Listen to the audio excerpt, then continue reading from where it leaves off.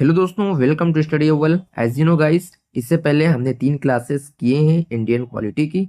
ये class number 4 है। इसके अंदर हम डिस्कस करेंगे सिटीजनशिप के बारे में और फंडामेंटल राइट्स के बारे में।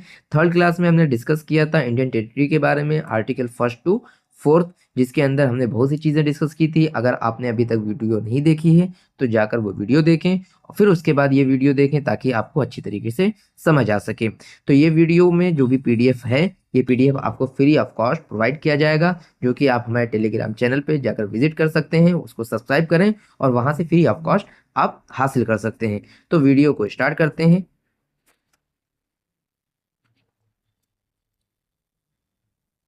So start the video. First हम लोग समझेंगे सिटीजनशिप के बारे में। What is citizenship? सिटीजनशिप जो है कि एक लीगल रिलेशनशिप है between a person and a country. If you are a citizen तो you get rights, you get protection, you can vote, you can hold public offices. If you are not citizen, you may live in the country but you do not get full political rights. आप किसी country में रह रहे हैं तो आपका उस country का सिटीजन होना ज़रूरी है। अगर आप सिटीजन नहीं हैं तो आपको ना ही कोई राइट्स मिलेगा, ना ही आपको कोई प्रोटेक्शन मिलेगी, ना ही आपको वोट करने का अधिकार मिलेगा, ना ही कोई पब्लिक ऑफिस आप होल्ड कर सकते हैं। लेकिन अगर आप वहाँ के सिटीजन हैं तो ये सब चीज़ें पा सकते हैं। सिटीजनशिप का मतलब होता है एक रिलेशनशिप होता है जो कि एक पर्सन के बीच में और एक कंट्री के बीच में होता है। Where is citizenship mention? Citizenship कहाँ मेंशन है? Citizenship is mention in part 2 of the constitution, article 5 to 11। Important points देख लीजिए। The constitution talks only about citizenship at the time of commencement to के commencement of 26 January 1950। यानी जो constitution है वो citizenship के बारे में कब बात करता है? 26 जनवरी 1950, जब हमारा Indian constitution came into force में आया। ठीक है। Later details are given in citizenship act 1955, और बाद में जो भी डिटेल्स वगैरह प्रोवाइड की गई वो सिटीजनशिप एक्ट 1955 के अंदर प्रोवाइड की गई है। Who was a citizen on 26 January 1950? Article 5 में ये बताता है कि 26 जनवरी 1950 के अकॉर्डिंग कौन लोग सिटीजन थे। Article 5 says a person was a citizen if he was domiciled in India, अगर वो इंडिया का डोमिसाइल है, बॉर्न इन इंडिया, इंडिया में पैदा हुआ, या one parent born in India, अगर मान लो उसके पेरेंट्स हैं जिसके अंदर मदर एंड फादर, उनमें से किसी एक मदर हो या फादर अगर वो इंडिया में बॉर्न हुए हैं तो उनके थ्रू उसे सिटीजनशिप मिल जाएगी। Lived in India for 5 years before 1950, अगर वो 1950 से पहले 5 साल पहले अगर वो यहाँ रह रहा हो तो भी उसे सिटीजनशिप मिल जाएगा, जो कि आर्टिकल 5 में मेंशन है। ये चीज़ें कब थी? 26 जनवरी 1950 के टाइम में ये सब चीज़ें मेंशन थी। Important word domicile. आपने अभी हमने बताया कि he was a domicile in India, लेकिन डोमिसाइल का मतलब क्या होता है? डोमिसाइल का मतलब होता है permanent home, intention to stay permanently. It is not temporary residence. ऐसा नहीं है कि आप टेम्परेरी आए हो तो आपको डोमिसाइल मिल जाएगी, ऐसा नहीं है, बल्कि आपको परमानेंटली रहना पड़ेगा। आपका इंटेंशन ये होना चाहिए कि आप परमानेंटली रह रहे हैं, देन आपको जो क्या कहते हैं यहाँ का सिटीजनशिप मिलेगा। Citizenship of people who migrated from Pakistan. After partition many people moved between India and Pakistan. बहुत से लोग थे जो इंडिया से पाकिस्तान गए, पाकिस्तान से इंडिया आए। तो citizenship of people who migrated from Pakistan, ये उनके लिए बात करता है जिनके one parent born in India या फिर lived in India for 5 years. अब कुछ लोग उधर चले गए, तो अगर एक पेरेंट्स यहाँ रह रहे हैं तो आप यहाँ आके अपना सिटीजन रह सकते हैं, यानी यहाँ के सिटीजनशिप जो हासिल कर सकते हैं। Citizenship of people who migrated from Pakistan. ठीक, आर्टिकल 6 की बात हम कर लेते हैं। ये ज़्यादा इंपॉर्टेंट नहीं है, बस ऐसे ही समझ लीजिए, मेन है फंडामेंटल राइट्स आपके लिए। ठीक है। आर्टिकल 6 देख लीजिए। Migrated from Pakistan to India, they become citizens if they migrated before 19 जुलाई 1948। जो आप सिटीजन बन सकते हैं अगर आपने माइग्रेशन किया है बिफोर 19 जुलाई 1948 या registered properly after that date. उसके बाद अगर आपने रजिस्टर किया है, आर्टिकल 6 क्या कहता है कि अगर आप माइग्रेटेड हुए हैं बिफोर 19 जुलाई 1948 या फिर रजिस्ट्रेशन बाद में कर लिया है तो आपको जो है सिटीजनशिप मिल जाएगी। कहाँ से? अगर आप मान लीजिए पाकिस्तान से इंडिया आए 19 जुलाई 1948 से पहले आ गए, ठीक है, तो आपको सिटीजनशिप मिल जाएगी। या फिर 19 जुलाई 1948 के बाद आए, फिर उसके बाद आपने रजिस्ट्रेशन करवा लिया, इस वजह से आपको सिटीजनशिप प्रोवाइड करा दी जाएगी। आर्टिकल 6 क्या कहता है, migrated to Pakistan if a person went to Pakistan, अगर कोई इंडिया में रह रहा है फिर उसके बाद वो पाकिस्तान चला जाता है तो वो क्या, उसकी जो सिटीजनशिप थी वो लॉस्ट हो गई, यानी अब वो इंडिया का सिटीजन नहीं रहा। But if he return with permission, अगर वो रिटर्न हो जाता है, ऐसा नहीं कि मनमानी बस चले आए आपको सिटीजनशिप मिल जाएगी, नहीं, बल्कि आप परमिशन लेकर अगर आप रिटर्न होते हो तो ही कुड रिगेन सिटीजनशिप, दोबारा उसे सिटीजनशिप मिल सकती है। आर्टिकल 8 क्या कहता है, इंडियंस लिविंग अब्रॉड, बहुत लोग होते हैं कि जो इंडिया में रहने वाले हैं लेकिन अब्रॉड में काम करते हैं या फिर रहते हैं, people of Indian origin living outside India could register themselves, वो अपने आप को रजिस्टर कर सकते हैं और सिटीजनशिप हासिल कर सकते हैं और सिटीजन बन सकते हैं। आर्टिकल 9 क्या कहता है, if a person voluntarily takes citizenship of another country, अगर उसने वॉलेंटरली किसी दूसरी कंट्री की सिटीजनशिप हासिल कर ली, देन ही लॉसेस इंडियन सिटीजनशिप, अगर सपोज दैट मैं हूं और मैं इंग्लैंड की सिटीजनशिप हासिल कर लेता हूं, वहां का मैं सिटीजन बन जाता हूं, देन ऑटोमेटिकली क्या होगा, हमारी जो सिटीजनशिप इंडियन सिटीजनशिप थी वो लॉस हो जाएगी, वो खत्म हो जाएगी। क्यों, India does not allow dual citizenship, India किस चीज की बात करता है, सिंगल सिटीजनशिप की।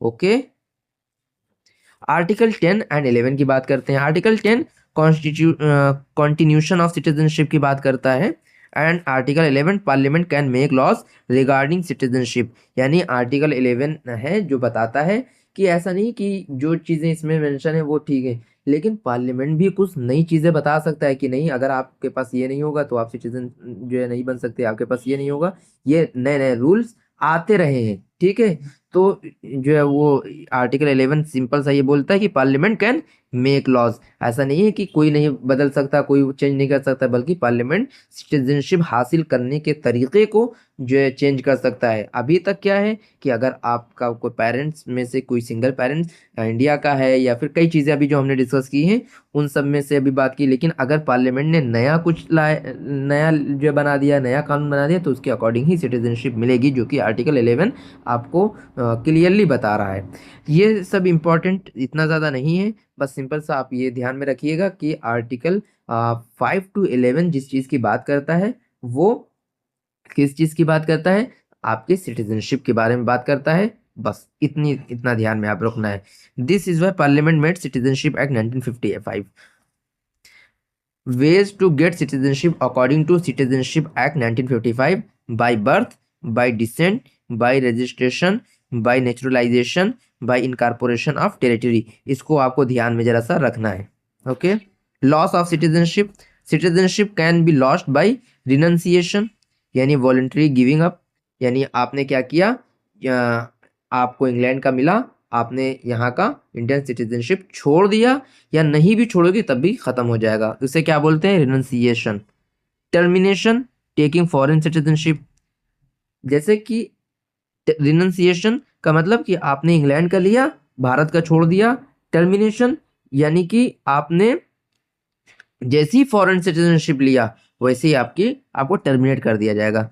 डिप्रीवेशन गवर्नमेंट रिमूव्स इट, यानी आपने कुछ ऐसा काम किया जिसकी वजह से गवर्नमेंट ने आपको सिटीजनशिप आपकी छीन ली, या कोई ऐसे गतिविधि में आप शामिल पाए गए जो जो इंडिया के लिए अच्छा नहीं है, इंडिया के लिए फायदेमंद नहीं है, देन आपको जो गवर्नमेंट क्या करेगी, आपकी जो सिटीजनशिप है उसको छीन लेगी।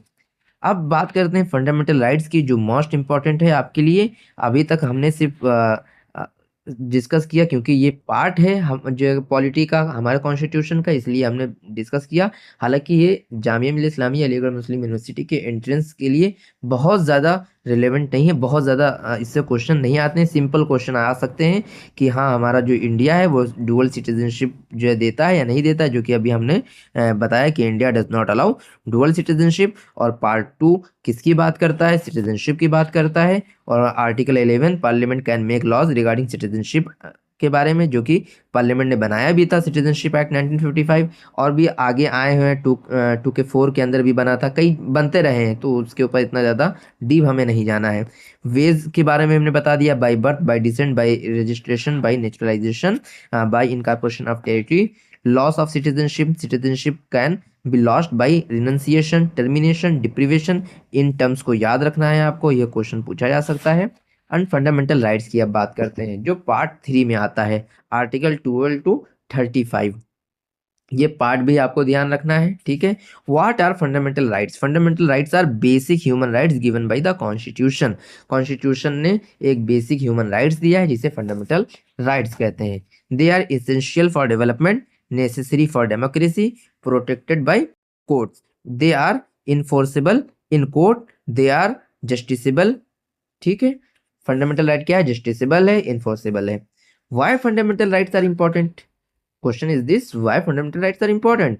दे protect individual from government misuse of power. यानी कोई गवर्नमेंट है, वो अपनी पावर का मिसयूज ना कर सके, किसी को भी मार ना सके, किसी की भी राइट्स को, किसी भी इंसान के रिलीजियस प्रैक्टिसेस को हानि ना पहुंचा सके आर्बिट्रेरी तौर पर। ये सब चीज़ें जो क्या कहते हैं, सिक्योर करता है कौन? Fundamental right. इंश्योर करता है इक्वालिटी की, जो हमारी सोसाइटी है, हमारी सोसाइटी में जो अनटचेबिलिटी तो नहीं है, लोगों को ऑपरेट तो नहीं किया जा रहा है। गारंटी फ्रीडम, यानी सबको फ्रीडम, सबको जो आज़ादी बता देता है। मेंटेन डेमोक्रेसी, डेमोक्रेसी मेंटेन करने के लिए फंडामेंटल राइट ज़रूरी है। तो डॉक्टर अंबेडकर, जो भीमराव अंबेडकर जो थे, उन्होंने आर्टिकल 32 को क्या कहा था? जो कि right to constitutional remedies, heart and soul of the constitution. ये जामिया जरूर क्वेश्चन पूछता है, ये आपको जरा सा ध्यान में रखना है, ये क्वेश्चन आ सकता है। आर्टिकल 32 को डॉक्टर अंबेडकर ने क्या कहा था? Heart and soul of the constitution. Types of fundamental rights देख लेते हैं। देयर आर 6 फंडामेंटल राइट्स हैं। Right to equality, right to equality जो है आर्टिकल 4 टू 18 है। इक्वालिटी बिफोर लॉ, जो कि आर्टिकल 14 बताता है। नो डिस्क्रिमिनेशन, आर्टिकल 15 बताता है। Equal opportunity in jobs, article 16 बताता है। अबोलिशन ऑफ अनटचेबिलिटी, आर्टिकल 17 बताता है। अबोलिशन ऑफ टाइटल्स, आर्टिकल 18 बताता है। ये इक्वालिटी की जो बात करता है, वो आर्टिकल 14 टू 18 में मेंशन है।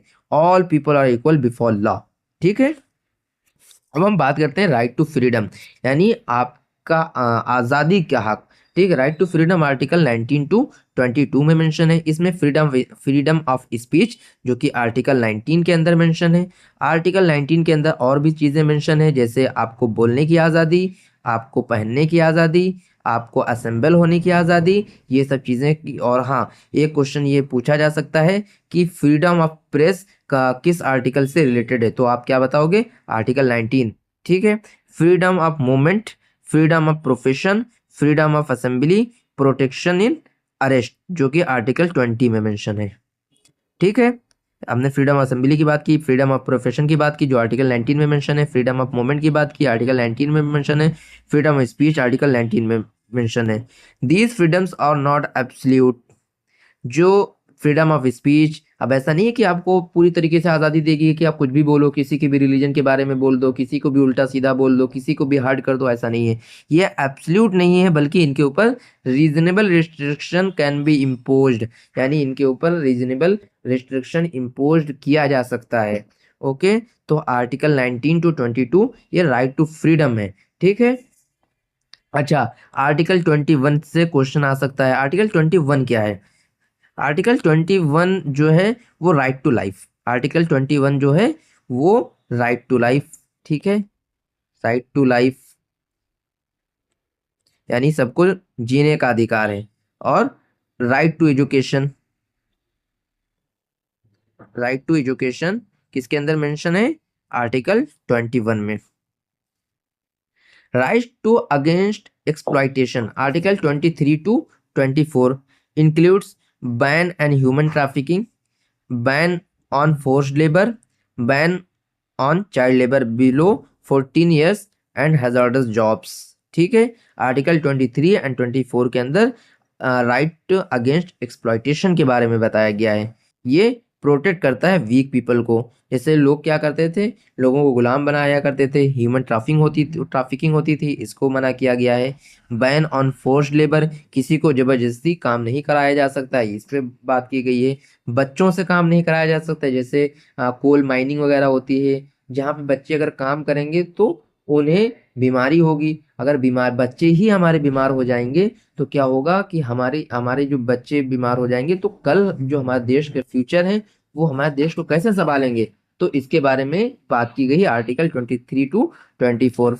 Right to freedom of religion, ये जामिया भी क्वेश्चन पूछता है अक्सर, आर्टिकल 25 to 28, जिसके अंदर बताया गया है कि आपको आज़ादी है अपने रिलीजन को फॉलो करने की, अपने रिलीजन की जो प्रैक्टिसेस हैं उसको प्रैक्टिस करने की, freedom of propagate religious activities, जो आपके जो एक्टिविटीज़ हैं उनको अच्छे तरीके से चलाने की, इन सब चीज़ों की आज़ादी है किसमें, आर्टिकल 25 to 28। बस आपको इतना ध्यान में रखना है कि आर्टिकल 25 to 28 किसकी बात करता है, right to freedom of religion की, और राइट टू इक्वालिटी किसकी बात करता है, आर्टिकल 14 to 18 की, एंड राइट टू फ्रीडम किसकी बात करता है, राइट टू अगेंस्ट एक्सप्लॉयटेशन किसकी बात करता है, article 23 24। Right to freedom article 19 to 22 sorry, इसकी बात करता है। अब cultural and educational rights article 29 to 30, ये इसमें जो है बात करता है आर्टिकल जो एजुकेशनल राइट्स की, यानी कि कोई कॉलेज है, सपोज दैट कोई कॉलेज है, उस कॉलेज में क्या कहते हैं, गुजराती भी पढ़ रहे हैं, मराठी भी पढ़ रहे हैं, सरदार भी पढ़ रहे हैं, और क्या कहते हैं केरला के लोग भी पढ़ रहे हैं।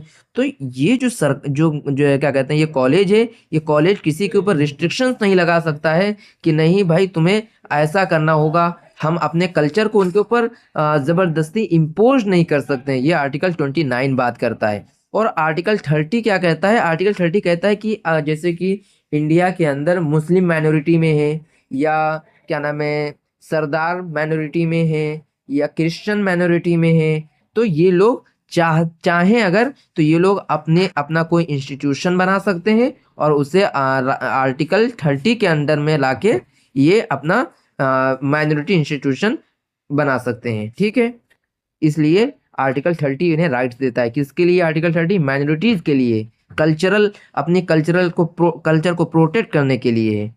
Okay, protection of minority culture, right to establish educational institution, purpose protect diversity को प्रोटेक्ट करने के लिए, क्योंकि हम ये मानते हैं कि डाइवर्सिटी में ही यूनिटी है। ओके, अब right to constitutional remedies article 32, the right allow citizens to go directly to supreme court, ठीक है, under article 32 if fundamental rights are violated.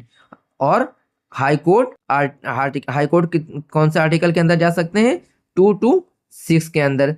अगर कोई भी जो क्या कहते हैं कुछ होता है, मान लो मेरी किसी से लड़ाई होती है, तो हम क्या करेंगे, पहले ट्रिब्यूनल कोर्ट में जाएंगे, फिर हाई कोर्ट में जाएंगे, फिर कहीं मैं सुप्रीम कोर्ट में जाऊंगा, कोई भी मामला होता है।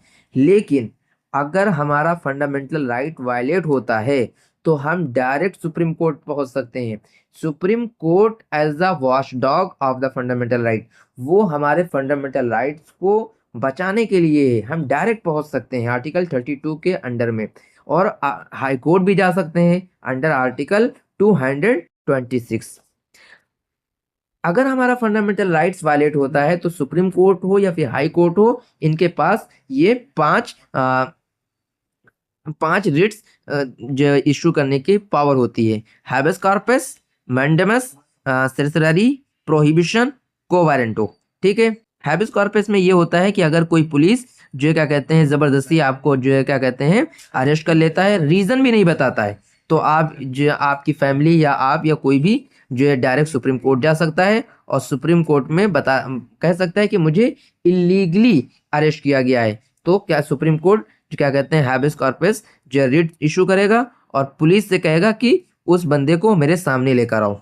Mandamus order to perform duty, अगर कोई बंदा अपना सही से ड्यूटी परफॉर्म नहीं कर रहा है, जो पब्लिक ऑफिसर है, तो उसके लिए यह मैंडेमस क्या कहते हैं रिट जो इशू होता है।